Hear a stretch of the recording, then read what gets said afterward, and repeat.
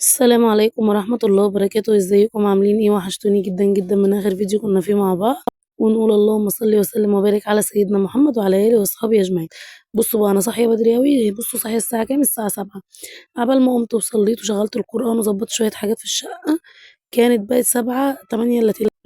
فاخدت بعضي ونزلت السوق اتسوقت، جبت شويه الحاجات دولت كده. جبت 3 كيلو طماطم ب50 جنيه، جبت 3 كيلو بطاطس ب60 جنيه، جبت كيلو وربع بتنجان ب10، جبت نص جزر ب10، جبت فلفل ب15، الكوسة ب15. وجبت معايا كمان كيلو من اللبن عشان ايه نظبط كده بقى فطار وكده. كان اساسا يوم اجازة، هو مش جمعة بس كان اجازة يعني عندي. فقلت بقى اظبط لهم احلى فطار كده في الدنيا. عملت بقى شاي بلبن كده شربوه.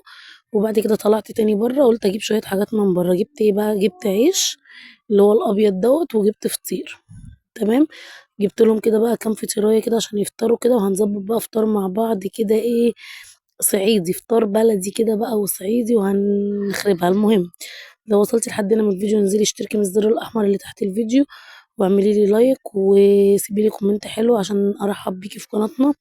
طبعا في ناس كتير يعني معايا على القناه قديمه، انا مقصره من ناحيتهم قوي.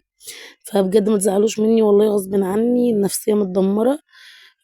زي ما قلت لكم في الفيديو اللي فات برضو.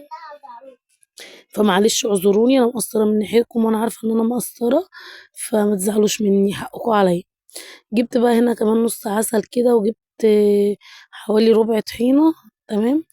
وقلت بقى هنظبط كده بقى فطار صعيدي، انا بسمي ده فطار صعيدي، هم الصعايده بيفطروا كده. واجمد تحيه واجدع تحيه للصعايده يا جماعه. اللهم لا اله الا انت سبحانك اني كنت من الظالمين. المهم، هعمل هنا طبقين عسل، طبق بطحينه وطبق من غير طحينه. في يعني حد مش بياكل بطحينه فهعمل له، واللي بياكل بطحينه برضه هنعمله له، يعني في تلك الحالتين هنظبط الكلام. اصبروا بس، الفيديو بتاعنا جامد جامد مفيش بعد كده. المهم، هشارك معاكم الفطار وهنشارك معاكم حلويات اخر اليوم. ويوم الاجازه ده كده بيبقى ليه طقوس خاصه وليه روتينات خاصه لازم نمشيها. وسبحان الله بيبقى يوم فيه بركه ويوم حلو. انا من الناس اللي بتحب يوم الاجازه قوي بصراحه. المهم، هنا كنت جايبه جبنه تركي كمان، في ناس بتقول عليها جبنه رومي. جايبه جبنه ريش. بصوا، مظبطاهم ومدلعاهم يا جماعه. ليه بقى يوم اجازه؟ مفيش اجازه، كده كده كارما عندها اجازه.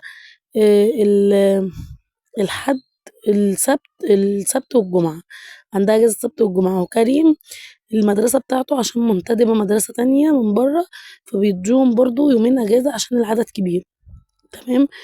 فكده ولا كده عندنا ده هو كان كريم كان اجازه وكرمه كانت اجازه، كنا كلنا في البيت. فقلت بقى اعمل لهم كده فطار مميز وحلو واروق عليهم. تمام تمام. هنا دي مش اول ترويقه، لسه في ترويقه كمان برضو. استنوا بس، اصبروا، رايحين فين؟ حطيتوا لايك بقى للفطار، تعالوا معايا كده بقى نعمل احلى واجمل تحليه واسرع تحليه. كوكي كانت ماسكالي بقى لها يومين، مامي عايزه جيلي، مامي عايزه جيلي، مامي عايزه جيلي. وانا يعني هم متعودين على الجيلي الطبيعي اللي هو ما فيهوش افتكاسات. مش عليه مثلا بسكوت، مش عليه كنافه، الحاجات دي. فيلا بينا نعمل جيلي. 5 كوبايات من ميه، كل كوبايه جيلي، كل باكت جيلي عليه كوبايه من الميه. نحط بقى كده 5 كوبايات من ميه ونولع عليهم يسخنوا. تمام. كوبايه سخنه وكوبايه ساقعه، كوبايه سخنه وكوبايه ساقعه على الباكت. يعني الباكت الواحد عليه كوبايه سخنه وكوبايه ساقعه. دول هولع عليهم يسخنوا. تمام. وتعالوا بقى نشوف هنعمل جيلي بايه وبايه. كده أنا كنت جايبه جيلي فراوله، وكان كريم هو اللي كان بيجيب لي الحاجه يعني. فقال لي انا جبت واحد مانجا عشان عايزه اجرب المانجا. قلت له تمام ماشي براحتك. هفضي بقى بواكت الجيلي اللي معايا. تمام. ونشتغل، يلا بينا. حطيت برضو على قد الجيلي اللي معايا ميه ساقعه، مش ساقعه يعني، ميه من الحنفيه. هبتدي بقى افضي الجيلي بتاعي كده. في بقى تركايه هعملها لكم هنا، بس اصبروا عليا، هتخلي لك الجيلي يمسك في اقل من دقيقه.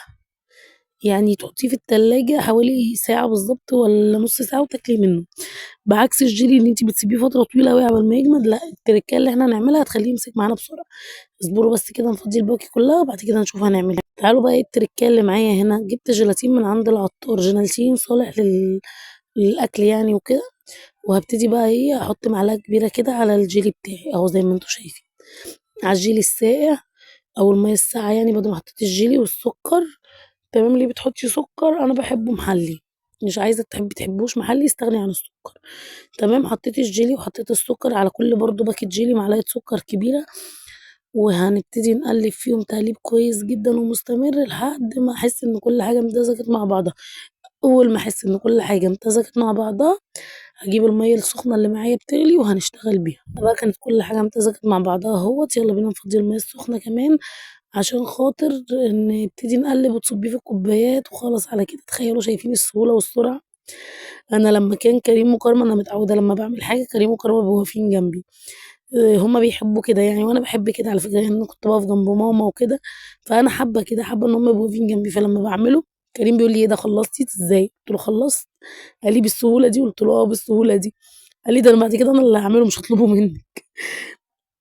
أهو هنا خلّصت كده وهاجيب بقى الكوبايات بتاعتي، بس تقلّبي جامد أوي عشان تتأكدي إن الجيلاتين والسكر داب، وتجيبي بقى الكوباية بتاعتِك وتبتدي تغرفي عادي تمام، ابتدي بقى أصُبّه في البولات اللي معايا. بُصّوا بقى أنا أي حاجة يعني مجّات اللي هي بتاعة الطقم الصيني دي ماشي، جيلي اللي هو قصدي الطقم اللي هو بتاع الجيلي ماشي، أي حاجة تشتغل معاكِ شغّليها، ما هو أنتِ مش هتُقفي، فاهمينّي؟ هنا بقى كمان كنت عملت اللي بالمانجا بنفس الطريقة، وصبّيته لهم كده ورصيته في التلاجة، حرفيًا أكلوا فعلًا منه بعد ساعة. ألف هنا وشفا ليهم، وألف هنا وشفا اللي كان ليه نصيب ياكل حاجة من الغدا أو من الفطار. طبعًا ما صوّرتش معاكم الغدا، حبيت أشارك معاكم كده روتين مختلف. وهنا بعد ساعة بالضبط يعني يا ريتني صوّرت لكم الوقت. بُصّوا بقى شايفين الجمال والحلاوة؟ استنوا بس شايفين؟ بُصّوا أنا عايزة أوريكم هو قد إيه متماسك، وهي ساعة واحدة بس اللي قعدها في التلاجة، شايفين؟ ألف هنا وشفا ليهم، أستودعكم في الله الذي لا تضيع ودائعه، ومع السلامة.